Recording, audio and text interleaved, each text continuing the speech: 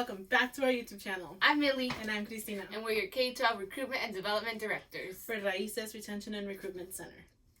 So for today's video, we're going to be talking about the different housing options for y'all. This will be not only for your freshman year, but even after. So the first thing we're going to hit on is campus dorms, and we want to mention a few things before getting into specific dorms. So it's important to remember that, unfortunately for Berkeley, housing is never guaranteed, although freshmen are highly prioritized, so as long as you submit your application.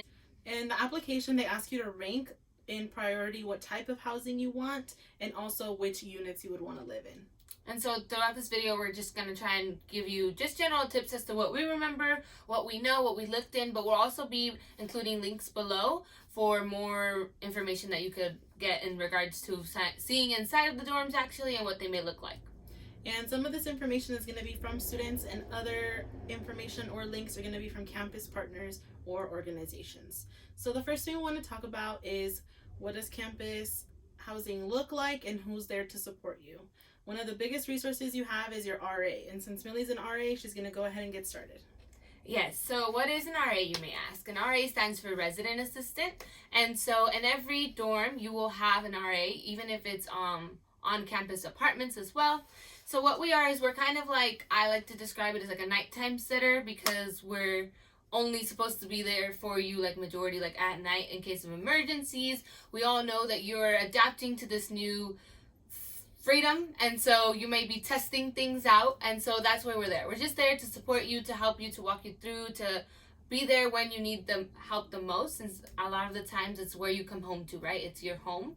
We host a series of programs where we're going to be doing things about holistic wellness, homesickness, academic support, identity exploration, and so we're there to really not only unlock the door for you when you forget your key, but also host events like this so that you can build community with those who live right next door.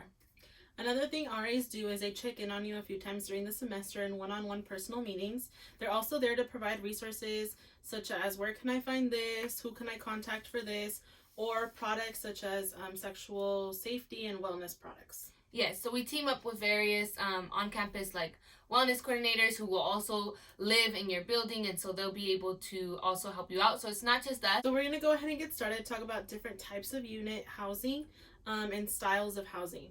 So the first one is singles. They're offered in some buildings, and some buildings only allow certain folks to fill the singles. There are doubles, which means 2 people. There are triples, which is 3 people. Quads, which is 4 people. There are also suite style rooms, which is where you don't share a bathroom with the floor, but rather with your suite mates. There's apartment styles, and am I missing any? So the next point that we want to hit on is theme programs, and there are a few different types, and we're going to get into the specifics of them when we talk about their respective homes. Millie, do you want to talk about what the purpose of theme programs are as an RA? Yeah, so we have a pretty diverse area. There's Unity theme program, which is for queer identifying LGBT+. There's Casa Magdalena Mora, which is catered towards the Latinx community. There's APATH, which is Asian Pacific American theme house programming. There's an Afro floor. There's WISE, which is Women in STEM and Engineering. So you can really, when you're filling out your housing application, take a look at which each program has to offer, which one you might identify with best. Really dive into the application. I remember I didn't take it too seriously my first year. I thought that like maybe everyone got in. I didn't know that it might be selective, so I really encourage you to do your research, find out where you think you'd fit best if you want to do a theme program, and really apply. So the next thing we want to hit on is dining halls and also meal plans. Not every unit or campus is going to have its own dining hall, but as a UC Berkeley student with student housing provided by the university, you do have to have a meal plan. There are different types of meal plans, and Millie can talk a little bit about that. The blue and the gold plan, and they just vary depending on how many times you want to swipe in per week and how many meal points you want. And meal points allow you to go to different stores on and off campus, which we'll get to when we talk about each prospective unit. Different units and campuses also have different amenities that they offer.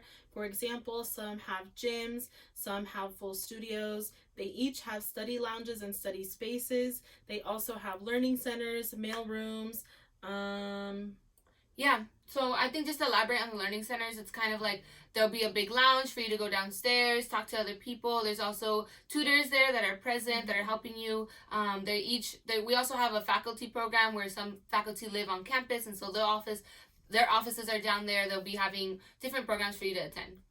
So now we're going to go ahead and get started in talking about different housing options. The first one we're going to touch on is actually two who are relatively close to each other, and that is Stern and Foothill. And they're exactly where they sound, at the top of the hill on top of campus. These two offer one of the one of the themed programs, which Millie will talk about, and they share a dining hall. They also since they are near the top, you do see a lot of wildlife that is native to the area, such as deer, wild turkeys.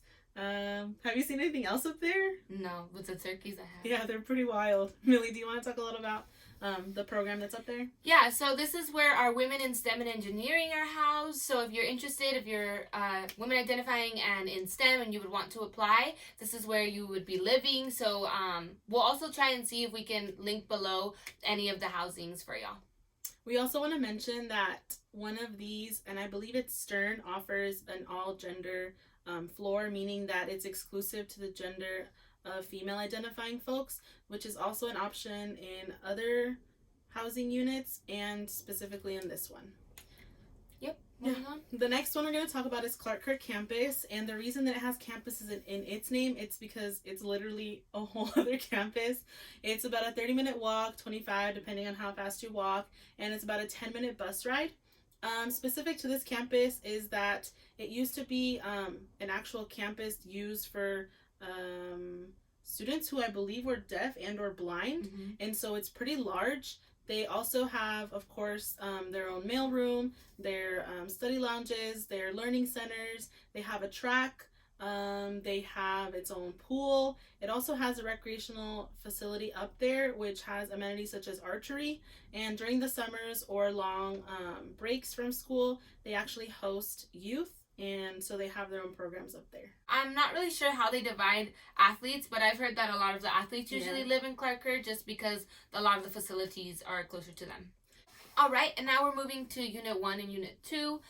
These are kind of at a centered location off campus, kind of right in the middle of what would be Clark Kerr, and when we'll get to Unit 3 and Blackwell. So Unit 1 has a substance-free housing. It also has the Afro floor, and so they'll have suite styles, so that's something that you can keep in mind if you want to put number 1 on your top ranking. Unit 2 houses A-Path, which is our Asian Pacific American theme housing, and it also has a suite-style building and an apartment-style building. So usually when I say apartment style, this is more for you to keep in mind in regards to next year or like sophomore, junior year, because usually freshmen are not prioritized for apartment style. Another thing to mention is that they do share a dining facility and something known as the Den. Millie can talk a little bit about that as she also transitions into talking about Channing and Bowditch apartments and the Maximo Martinez Commons. Yes, so right in between Unit 1 and Unit 2, you will find Crossroads, which is the shared dining facility. And if you go right down like one street, you'll hit Maximo Martinez Commons, which usually houses students who are on scholarship with the university. And then we have our Channing Bowditch, which is on-campus apartments technically, and this is where majority of our continuing students are housed. We do want to mention that Crossroads is a large dining facility, and you do not have to live in Unit 1, Unit 2, Maximo Martinez Commons, or any other building to use that specific dining hall, and that goes for most of the other dining halls as well. Yeah, so if you live in Clark Kerr but you don't want to walk all the way up, you can eat at Crossroads, you can eat at Foothill. You can also try and research who has the best food. There's a lot of times people will be like, Foothill does, some folks say Clark Kerr does. I still think that just no food. I like outside food. When I lived at Clark Kerr, they actually did like themed food sometimes. They had like a Harry Potter dinner one time. Wow. They had like a snowball themed thing, and they had cute cookies. So it does change, and usually you'll hear about it a few days in advance, so you can hike up with your friends or do whatever you need to do to get that food. Yeah, there is a menu that's updated weekly, so you can always look into that. And that's how some of my friends actually would be like, today we're going to Cafe 3 or today we're going to Crossroads, and I'm like, all right, I just followed. And then sometimes we'll have cute little events that they'll like really make cupcakes or brownies B's, and you're just like, dang, today I scored. Yeah. Today we win. Right outside Crossroads is the Den, which we kind of talked about earlier. It's kind of where you can go grab a late night snack. Talking about late nights, we have late nights, so that's also now, it was taken away and now we brought it back, and that's just where it's like from 12 to 2 a.m. you can go and eat like chicken tenders and waffles and stuff, but you have to use your meal points. So we also want to mention that they do take into account that folks have dietary restrictions and or allergies. They do label them with any common allergens, but you can always ask the folks behind the counter. Next, we're going to move into Unit 3 and Blackwell. Millie's going to talk a little bit about what these look like and what the themed program is. Yes, so it's important to note when I talk about Unit 1, Unit 2, and Unit 3, these are all high-rise, majority high-rise buildings, meaning it's just one floor, and it'll have one bathroom, and then folks all share that bathroom. So Unit 3 has 4 of those buildings, and well, actually they all do kind of, and then some of them have a primary suite style. And then when we tie in Blackwell into Unit 3, it's because it's right across the street, so it'll still share the dining facility with Unit 3, but it is a separate big building, and it's kind of like the size of the entire block. It's our newest building. It has different styles of doubles or triples, and it's also broken down into two-sided, so you'll have RAs fluctuating throughout the building as well. Blackwell does have its own gym, and the dining facility is located at Cafe 3, which is in Unit 3. We also want to mention that next to Cafe 3 in Unit 3 is Bear Market. Do you want to talk about Bear Market? I loved Bear Market. So I lived in Unit 3 my freshman year, and just to tie into our theme programs again, Unit 3 is right across the street from Casa Mora, and so even though I didn't get in, I was still eating in the same places as all my Latinx identifying folks, so I loved it. I still got to build a sense of community. But when we would go to Bear Market right before midnight when it would close, we get our popcorn, our beef jerky. I used to really be into beef jerky. And so that is also where you can use your meal points to grab some ice cream, to grab a cup of noodles, to grab a Powerade or anything late at night. We do want to mention that because all of our university housing options aren't necessarily on campus, we don't have any major dining facilities on campus either. We do have a few alternatives which accept your Cal One card, which is your student ID, which you can load money onto. One is the Den, which we mentioned in our tour video, and the other one is Pat Brown's Cafe, which is located near the downtown section of campus. Can you think of any others? The Golden Bear Cafe is what she meant by the Den. We'll just put that there. Oh, my bad. It happens. There's also a few cafes called Yali's, and I believe they also take your Cal One card as well as cash, or I don't know if they take card, but yeah, they do. Oh, perfect.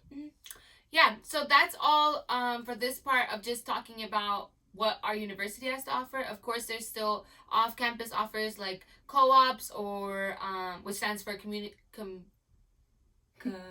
cooperative.